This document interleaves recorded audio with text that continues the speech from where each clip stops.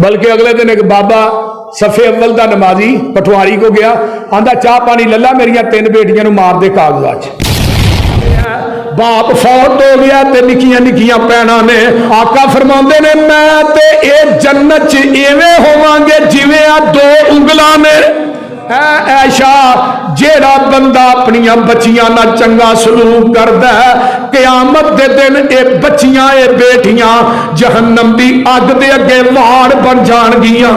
2 बच्चियां हो जान तीजी हो गई मैं तलाक दे देनी है भाई, चौथी बच्ची होई 5वीं होई ये तलाकां देंदा जालिम। मैं क्या तेरे ते मक्के दे बदुआं च की फर्क है? बेटियां दी वजह तो बीवियां ना बुरा सलूक ना करया कर। बुजुर्ग ने जेड़े बेटियां दा हक अपने बच्चियां नूं देंदे ने, एक गिठ जमीन किसे दी नजायज कब्जे च मारेगा क़यामत नूं जहन्नम दी अग दे 7 तौक बना के तेरे गले च लटका दिते जाणगे।